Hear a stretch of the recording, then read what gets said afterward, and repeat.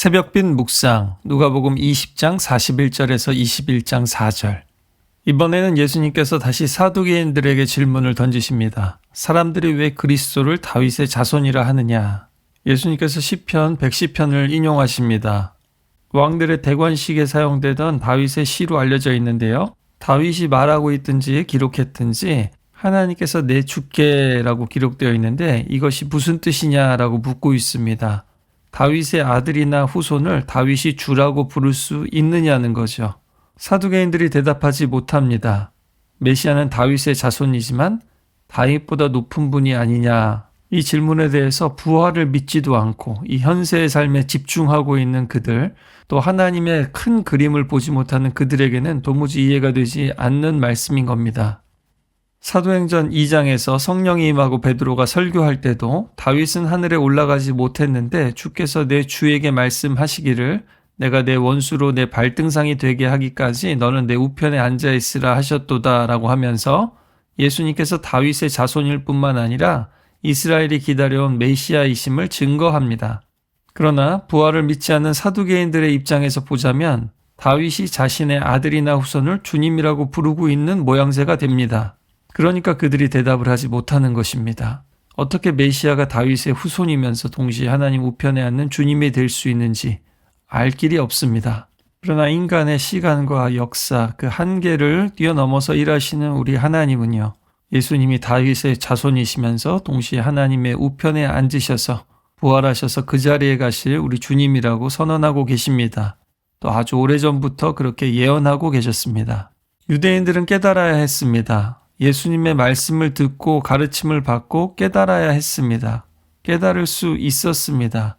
메시아가 누구시고 진짜로 무슨 일을 하셔야 되는지 말입니다. 하나님의 생각은 늘 우리의 생각보다 넓고 깊고 높습니다. 그런데도 우리는 언제나 이것을 잊어버리고 우리의 판단과 생각의 그 한계 속에 하나님을 집어넣으려고 할 때가 얼마나 많습니까? 하나님께서 행하시는 일을 이해하려고 애쓰기보다 우리의 시선과 우리의 논리에 하나님의 경륜을 집어넣으려고 할 때가 얼마나 많습니까? 결국 그들은 고작 해봐야 또 다른 인간, 다윗과 같은 훌륭한 왕을 기다렸을 뿐입니다. 성전을 재건하고 무너진 나라를 일으키고 로마와 싸워서 이길 수 있는 그런 왕 말이죠. 그 진정한 왕이 진짜 하나님이시고 하나님의 아들이시다라는 생각은 선지서와 시편을 줄줄줄줄 외우면서도 그들은 이해하지도 받아들이지도 못했습니다. 이것은 그들만의 문제가 아닙니다. 지금 이 시대에 믿음 생활을 하고 있는 우리들의 문제이기도 합니다. 그러나 십자가와 부활을 믿는 우리들, 그리고 십자가와 부활이라는 렌즈를 통해서 성경을 읽고 우리 자신을 보고 세상을 바라보는 우리들은 밝히 볼 수 있다라고 말씀하십니다. 그래서 성경을 읽을 때 중요한 것은요, 진지하고 겸손한 해석입니다. 우리의 한계를 인정하면서 진지하게 성경을 배우고 읽고 묵상하고 또 성령님 오늘 내게 필요한 것을 깨닫게 해주십시오. 가르쳐 주십시오. 이런 마음으로 성령을 구하고 기도하는 사람들에게는요, 모든 것을 다 알 수는 없어도 우리의 발걸음을 인도하시고 또 지금 우리에게 필요한 것들을 반드시 깨닫게 하시고 알려주십니다.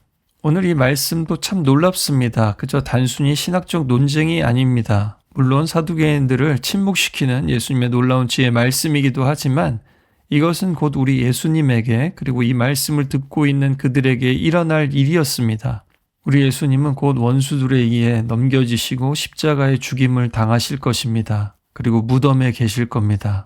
원수들이 유대의 종교 권력과 로마의 정치 권력과 거짓과 폭력으로 여론 조작과 선동으로 예수를 죽이겠지만, 그래서 원수들이 승리하는 것처럼 보이겠지만 하나님이 예수님을 죽음에서 일으키시고 그들을 예수님의 발 아래 두실 겁니다. 그들이 예수님을 짓밟겠지만 예수님 하나님 우편에서 세상을 다스리시고 원수들을 밟으실 겁니다. 사도 바울도 순종하는 사람들을 기뻐하면서 이렇게 기록했습니다. 선한 데는 지혜롭고 악한 데는 미련하라. 평강의 주님이 속히 사단을 너희 발 아래 상하게 하시리라. 이 말씀은 또한 십자가를 지고 예수님을 따르는 모든 이들에게도 주시는 말씀입니다.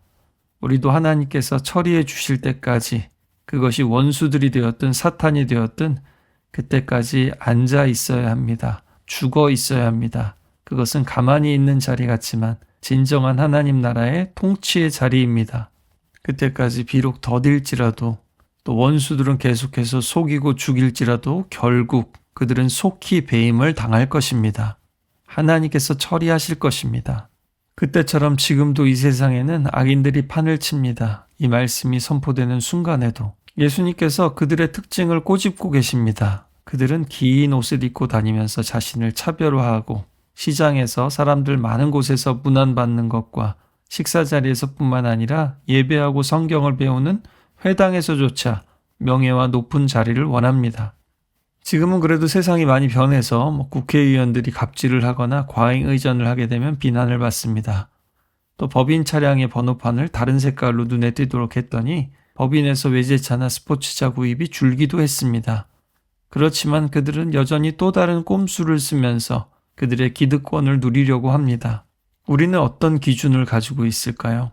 우리는 어떤 긴 것들을 추구하고 있을까요? 오늘 예수님께서 긴 옷과 길게 기도하는 것에 사람들이 속고 존경심을 표할지 몰라도 그들은 위선자고 도둑이다라고 말씀하십니다. 그들이 가진 율법에 대한 지식과 종교 정치적 권력을 가지고 과부의 가산을 삼키는 법기술자들이라고 하십니다. 아직 이 세상에는 악인들이 판을 칩니다. 심지어 교회 안에도 그런 사람들이 있습니다. 이 말씀을 전하는 순간에도 말입니다. 그러나 하나님은 그들을 지금도 지켜보고 계시고 결국 심판하실 것입니다. 또 오늘 가난한 과부와 같은 사람을 보시고 그들을 높이실 겁니다. 부자들이 헌금함에 헌금을 넣습니다. 어떤 한 가난한 과부도 헌금을 넣습니다. 부자들은 당연히 많이 넣죠. 과부는 2렙돈을 넣습니다. 하루에 1당 정도입니다. 길고 짧은 건 대봐야 합니다. 예수님께 대봐야 합니다. 그들은 객관적으로 많이 냈지만 예수님은 과부가 다른 모든 사람보다도 많이 냈다고 하십니다. 부자들은 풍족한 중에서 냈지만 과부는 그 가난한 중에서 부족한 중에서 없는 중에서 가지고 있는 생활비 전부를 내었기 때문이라고 하십니다. 그것이 생활비 전부라는 것은 과부가 하루 벌어서 하루 먹고 사는 사람이라는 뜻입니다. 심지어 이 부자들 중에 바로 앞의 말씀처럼 이 과부의 가산을 삼킨 서기관이나 부자가 있지는 않았을까요? 그래놓고 이렇게 많은 헌금을 낸다면 하나님께서 기쁘게 받으실까요? 하나님께서 각자에게 주신 그 분복을 우리가 돌아보면서 우리가 많이 받았을수록 더 너그러운 사람이 되는 게 하나님이 원하시는 겁니다. 하지만 오늘 예수님이 이렇게 말씀하실 때도 사실은 아무 일도 일어나고 있지는 않습니다. 어떤 부의 재분배도 일어나지 않고 있는 것 같습니다. 그럼에도 예수님은 다 보고 계십니다. 다 판단하고 계십니다. 있는 자들의 탐욕과 위선의 심판을 선포하시고 없는 과부를 세우시며 인정하고 계십니다. 세상은 길고 짧고 높고 낮은 것을 그렇게 구별 지으려고 합니다. 다 같이 함께하고 같이 먹고 마시고 나누고 같이 살면은 안 될까요? 아파트와 빌라를 나누고 같은 아파트도 일반 아파트와 임대 아파트를 나누어 놓습니다. 같은 영어도 귀족 영어와 노동자 영어로 나누어 놓으니까요. 돈이 사람들을 나누어 놓습니다. 더 가진 자와 덜 가진 자로 클래스를 나눕니다. 세상은 이것을 바꿀 생각이 도무지 없습니다. 오징어 게임에서 절반만 동의하면 더 이상 이런 죽음의 게임을 하지 않을 수 있는데도 더 많은 사람들이 이 게임을 계속하기 원하는 것처럼 지금도 더 많은 사람들이 이런 경제체제를, 이런 세상을 지지하고 앞으로도 그럴 것이기에 세상은 계속 그렇게 돌아갈 겁니다. 그러나 적어도 교회는, 그리스도인들은 달라야 합니다. 사실 각박한 이 세상에서 그리스도인들이야말로 정말 기부와 후원도 많이 하는 분들입니다. 우리가 지금 정치, 경제, 체제를 전복하고 들고 일어나지는 못할지언정 지금 우리의 가까이 있는 분들, 엮여 있는 분들, 사각지대에 있는 분들에게 조금 더 너그럽고 또 힘이 되고 나누어주는 사람들이 되기를 간절히 바랍니다. 또 지금도 은밀한 가운데 섬기고 나누고 채워주고 계신 우리 성도님들, 하나님께서 하나님의 공급하심으로 더 많이 채워주시고 나누게 하시기를 축복합니다.